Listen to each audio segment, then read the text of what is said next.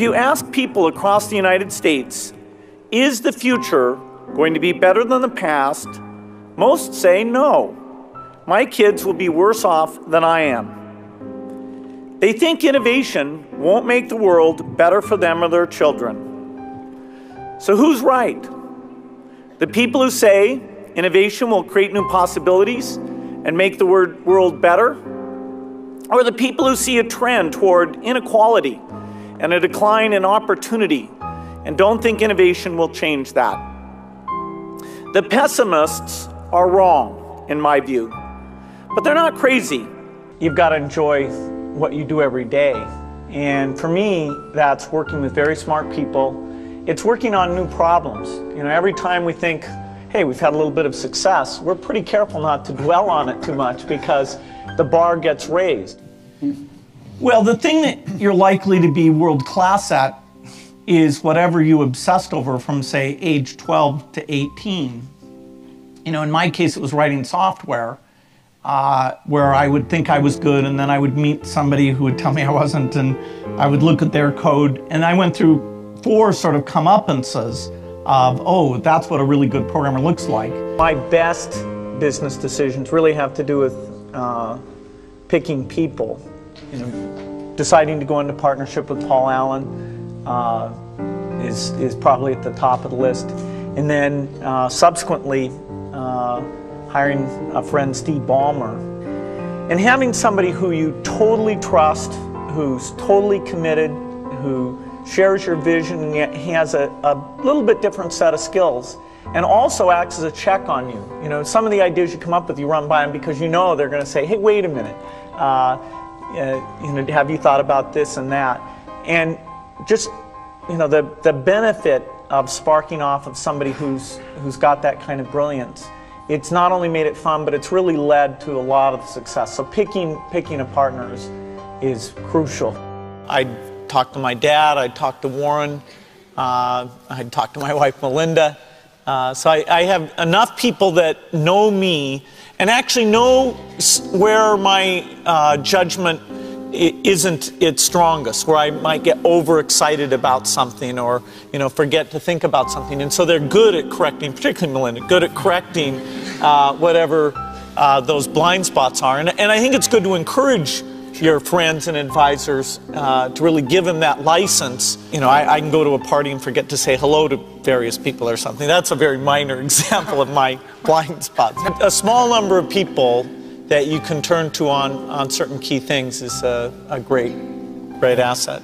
I take 2 weeks a year to just go off and read and think, where I'm not interrupted by work or anything else. I'm just solidly trying to think about the future, and people get to send me things to read as part of that so-called Think Week. So it's a nice mix of things. About 25% of the time that I'm out traveling around, meeting with customers, Europe, Asia, and that sort of helps me think, okay, do we have the right priorities? What are people responding well to, and what would they like to see us do better? I'm a weird dropout because I take college courses all the time. I love learning company courses and things, so I loved being a student. And there were smart people around, and you know, they fed you, and they gave you these nice grades that made you feel smart. So I feel it was unfortunate that I didn't get to stay there, but I don't think I missed any knowledge because, you know, whatever I needed to learn, I was still in a learning mode. If innovation is purely market-driven and we don't focus on the big inequities, then we could have amazing advances and inventions that leave the world even more divided. We won't improve public schools. We won't cure malaria. We won't end poverty. We won't develop the innovations poor farmers need to grow food in a changing climate. If our optimism doesn't address the problems that affect so many of our fellow human beings, then our optimism needs more empathy.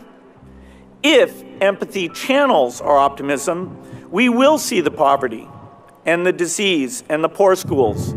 We will answer with our innovations, and we will surprise the pessimists.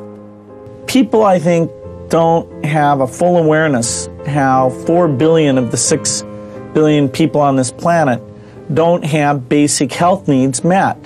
The death rate of infants, the epidemic infectious diseases that are just a way of life in most of the world don't exist in the developed world.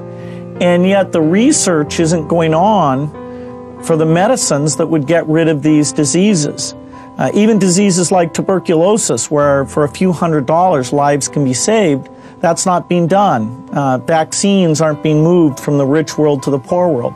AIDS is the most extreme, where the prevention measures that could prevent this from becoming a huge epidemic in countries like India and Nigeria. The foundation that my wife and I have taken as its top priority these world health issues, the research, getting the vaccines out. And it's been fascinating to learn about this and to try and say that all these lives, the lives all over the world, should be treated with the same value that we treat lives here in the rich world. Over the next generation, which problems will you decide to solve? If your world is wide, you can create the future we all want. If your world is narrow, you may create the future the pessimists fear. I started learning in Soweto that if we're going to make our optimism matter to everyone and empower people everywhere, we have to see the lives of those most in need. If we have optimism without empathy, then it doesn't matter how much we master the secrets of science. We're not really solving problems, we're just working on puzzles. I think most of you have a broader worldview than I had at your age. You can do better at this than I did. If you put your hearts and minds to it, you can surprise the pessimists. We're eager to see it.